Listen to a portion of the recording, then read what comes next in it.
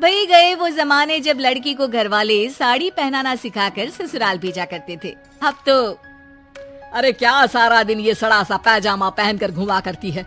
अरे कभी चुन्नी वाला सूट भी पहना कर। चुन्नी वाला सूट उसमें कौन सा बड़ा काम है। ये लो। राधा अंदर जाती है, पजामे के ऊपर ही कुर्ता और दुपट्टा डाल आती है। हैप्पी सासू माँ, अब तो पैजामे से कोई दिक्कत नहीं है ना। सास राधा को देखती है। हाँ कोई दिक्कत तो नहीं, लेकिन बहू तो बहू की तरह ही अच्छी लगती है ना। अरे बिंदी लिपस्टिक लगाया कर। अगले दिन राधा पजामे के ऊपर ऊंची सी साड़ी पहनकर तैयार होकर आती है। सासू माँ, चाय ले लीजिए। अरे राधा, ये क्या झोकर बनी हुई है। अरे साड़ी के नीचे से पजामा दिख रहा है। अरे तो कोई बात नहीं है ना सासू माँ, आप ही को तो बहू ऐसी चाहिए थी ना, बहू जैसी। अब मैं क्या करती। तभी वहाँ श्याम आ जाता है। अरे राधा, माँ के कहने का मतलब है कि साड़ी मतलब सिर्फ साड़ी। आप भी ना पागल हो गए क्या। सिर्फ साड़ी तो सत्यम शिवम सुंदरम की जिन्नत अमान ने पहनी थी। अरे लोग देखते तो थे जी भर भर के, लेकिन आंखें बंद करके। कैसी बातें कर रहे हैं आप। अरे मोहल्ले वाले क्या कहेंगे ना। अरे बस बस श्याम, तू चुप हो जा। ये औरतों के बीच में मत बोला कर। वैसे भी तेरी बीवी को पढ़ाई लिखाई की सिवा आता क्या है। कल को सिर्फ साड़ी पहनकर निकल आई ना बाबा ना हंगामा हो जाएगा। अरे बहू, वो कहना ये चाह रहा था कि नीचे ये तू जो पजामा सजा लेती है ना, वो नहीं पहनना है ना। राधा सास की बात सुनकर परेशान सी हो जाती है। वो समझ नहीं पाती कि उसे क्या करना है। मैं कैसे इन लोगों को समझाऊं कि मैंने बचपन से ही सिर्फ पैजामे ही पहने। मेरी शादी के दिन भी लहंगे के नीचे पजामा ही तो था। अरे किसी को पजामे से क्या दिक्कत हो सकती है। क्या करूं मैं। राधा रोने लगती है, जिसे उसका पति देख लेता है। अरे अरे मेरी प्यारी राधा, रो क्यों रही हो।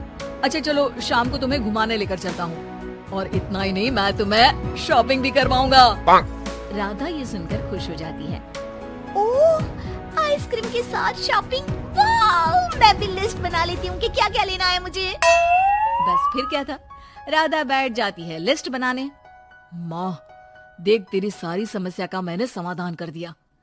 अरे ऐसा क्या कर दिया, पजामे वाली को छोड़ दिया क्या तूने। अरे कैसी बात कर रही हो माँ, पजामे वाली नहीं, राधा नाम है उसका। तभी डोरबेल बजती है और पड़ोस की चाची घर आती है। उनके हाथ में एक पजामा होता है। अरे मैंने सोचा कि ये कपड़ा सड़क पर गिरा था, किसी ने सुखाने डाला होगा। अब ना ये पेटीकोट जैसा था, ना ही पतलून जैसा। तभी मैं समझ गई ये राधा बहू का पजामा होगा। तो पहनती है ना ये।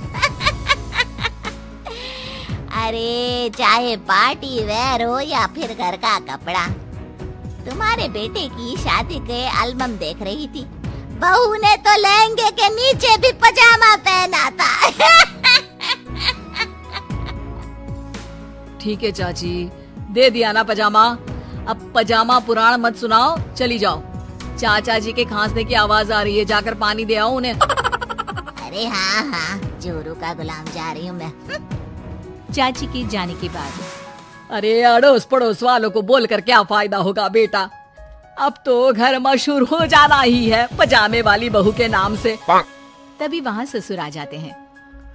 अरे वो पीछे वाले घर के शर्मा जी ने तो घर के पोस्टल एड्रेस में यही लिखना शुरू कर दिया है, पजामे वाली बहू के घर के पीछे गली नंबर 7। अरे बस बस, आ गए तुम। दुकान आज जल्दी बंद कर दी। अरे क्या करूं, ये टाइट पैंट पहनकर बैठा नहीं जाता दुकान में। ज्यादा देर हुई तो थोड़ी देर पीठ सीधी करने घर चला आया। वैसे आज माँ बेटा साथ में क्या बातें कर रहे हैं। हाँ अरे हाँ, बातों से याद आया। बोल रहा है कि पजामे वाली प्रॉब्लम का सलूशन ढूंढ लाया है। जरा बता दो बेटा, क्या समाधान निकाला है। वो मैं ना माँ आज राधा को शॉपिंग के लिए ले जा रहा हूँ। अरे बेटा क्या बात है, कितनी अच्छी बात है।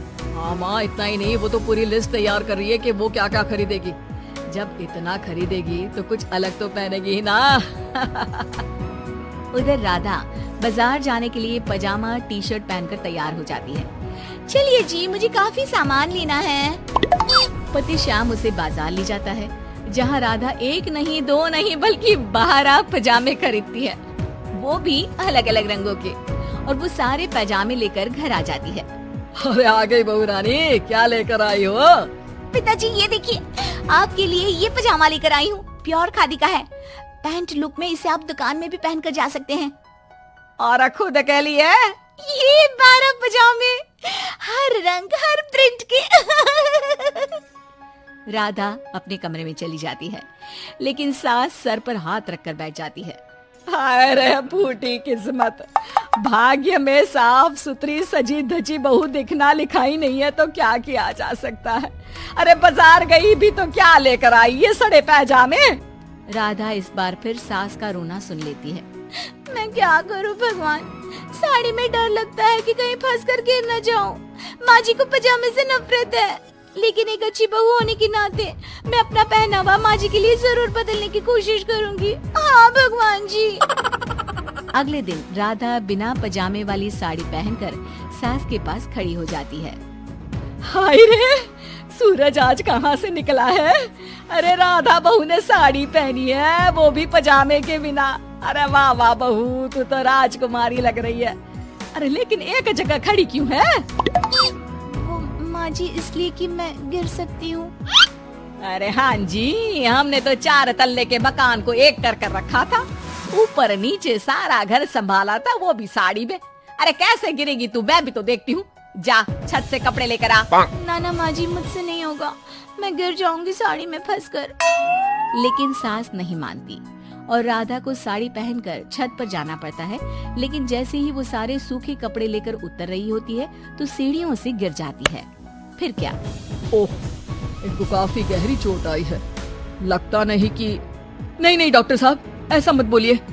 अरे सारी गलती मेरी है डॉक्टर साहब, मेरी बहू को बचा लीजिए। अरे हाँ वो बच जाएंगी, लेकिन चोट भरने में देर लगेगी। धीरे धीरे राधा ठीक हो जाती है और एक दिन जब पहली बार वो ठीक होकर कमरे से बाहर निकलती है तो देखती है कि सास, ससुर, पति सब पैजामे पहनकर खड़े होते हैं।